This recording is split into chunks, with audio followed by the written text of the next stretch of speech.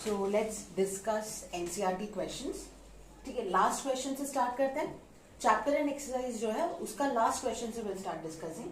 ठीक है, give reason है लास्ट क्वेश्चन, और ये हमने मोस्टली डिस्कस किया है जूल्स लॉ ऑफ हीटिंग जब टॉपिक किया था, हमने वहां पे एप्लीकेशन में डिस्कस किया था। First one, why is the tungsten used almost exclusively for filament of electric lamp? Electric lamp के फिलामेंट के टंगस्टन क्यों प्रेफर किया जाता है? एक तो बात ये है कि टंगस्टन की जो मेल्टिंग पॉइंट है वो काफी हाई है। ठीक है, समवेयर अराउंड 3400 डिग्री सेल्सियस। तो मेल्टिंग पॉइंट काफी हाई है, मतलब वो हाई टेम्परेचर में भी मेल्ट नहीं करता।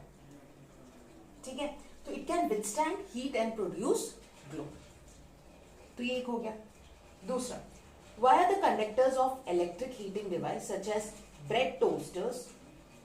मैं आप पॉइंट्स लिख देती हूँ, मेन पॉइंट्स आप लोग फ्रेम कर लेना सेंटेंस में। तो पहला फर्स्ट वन टंगस्टन के लिए, ये लास्ट क्वेश्चन है, I think question number 18 text book का, उसका पहला पार्ट टंगस्टन वाला जो हमने अभी डिस्कस किया। तो उसमें आप ये मेल्टिंग पॉइंट लिख सकते हैं, high melting point.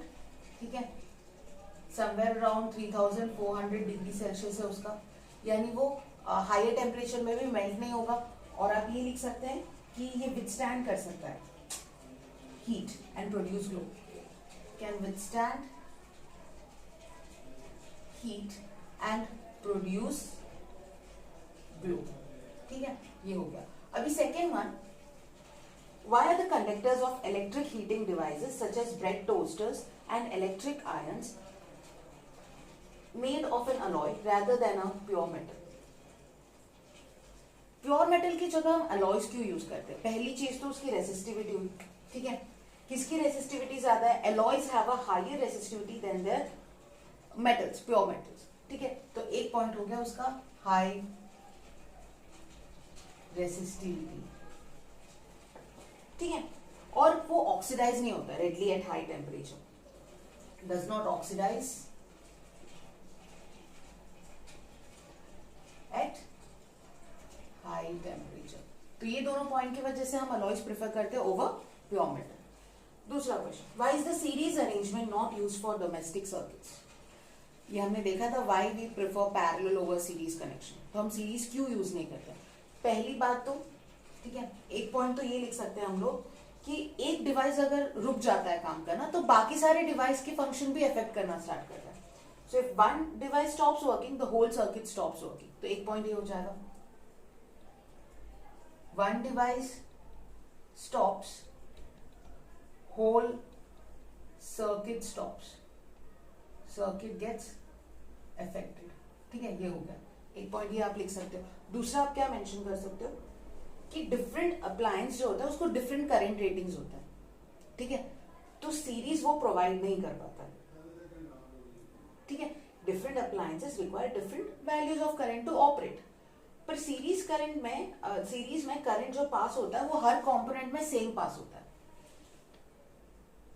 Same current through all appliances.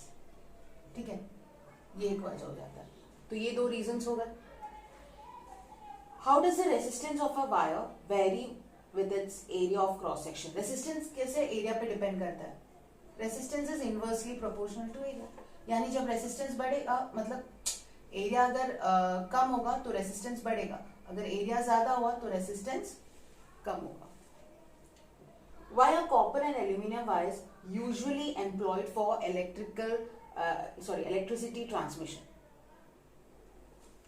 बहुत सिंपल आंसर है ये, क्योंकि कॉपर और एल्यूमिनियम की जो रेसिस्टिविटी है वो कम है, लो रेसिस्टिविटी। तो अगर देखा जाए तो सिल्वर की सबसे कम है, तो सिल्वर क्यों नहीं यूज करते? क्योंकि उसका कॉस्ट ज्यादा है। ठीक है, सो कॉपर एल्यूमिनियम इसलिए क्योंकि रेसिस्टिविटी बहुत कम है, so they are used to make electrical transmission lines. ये हो गया हमारा गिव रीजन क्वेश्चन। अब बात करते हैं 17th वन की।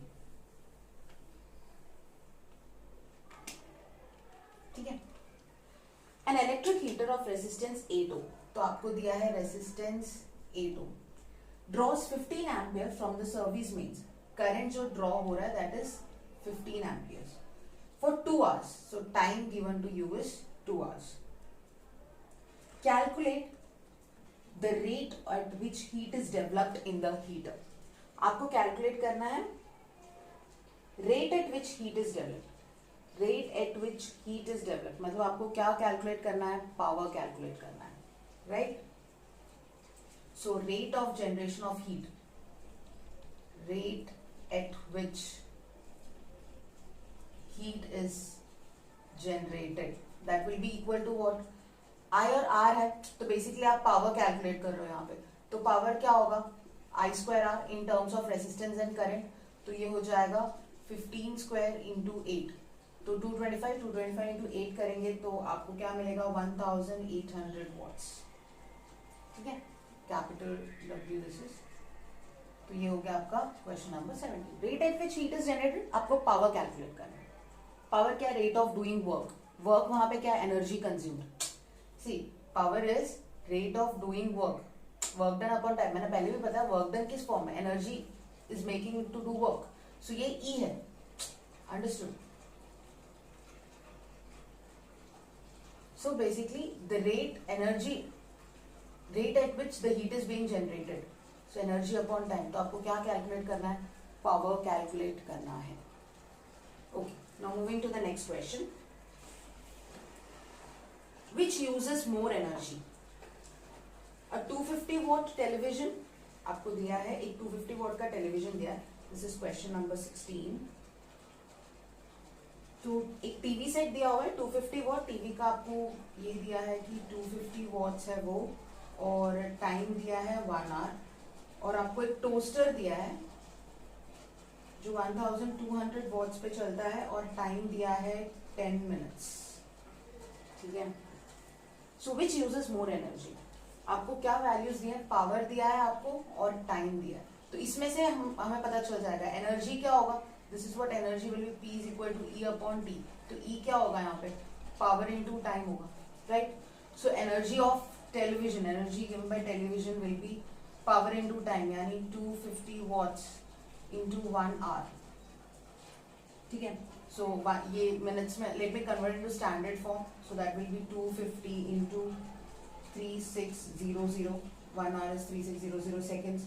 So answer will be 36 into 25, 900. Then 3 zeros. So this will be the amount of energy released by TV. Now energy released by toaster. Toaster be power into time, that is 1200 into time is 10 minutes. So if I want to convert this, I can write 10 minutes into 60 seconds, right? 10 into 60. So this gives you, I've converted 10 minutes into seconds.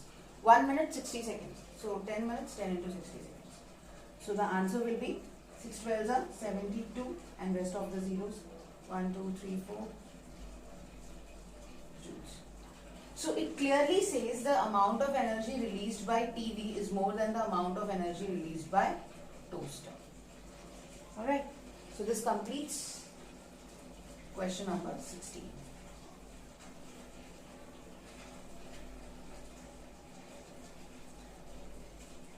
Now coming to question number 50, which says 2 lamps, one rated 100 watts at 220 volts and the other 60 watts and 220. 2 lamps. Let me take first lamp L1. I'll write L1 as 100 watts, 220 volts. Okay.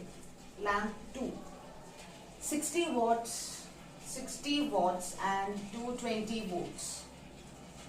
They are connected parallelly. Okay, so lamps are connected parallelly. So if I want to draw the circuit diagram, this is lamp 1, this is lamp 2. This is connected parallelly. Okay. To electric main supply, what current is drawn from the line if the supply voltage is 220 volts.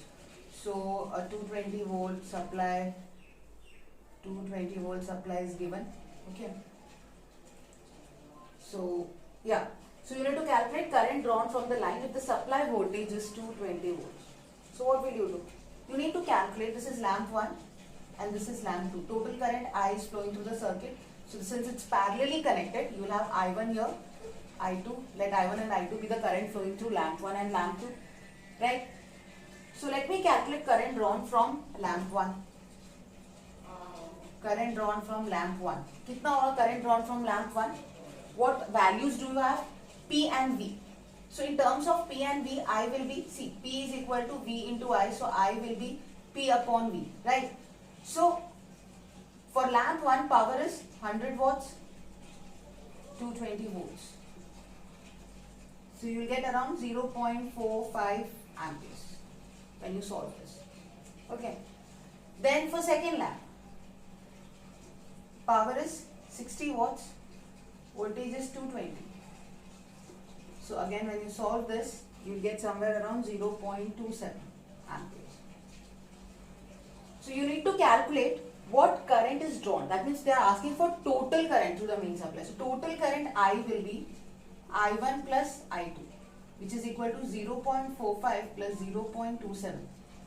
That sums up to 0.72 amperes. Okay. So this is how you have to do. So let's move to the next question. Question number 14.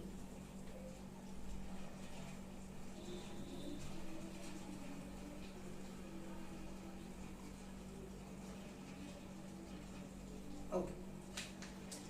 Compare the power used in 2 ohm resistor in each of the following circuits.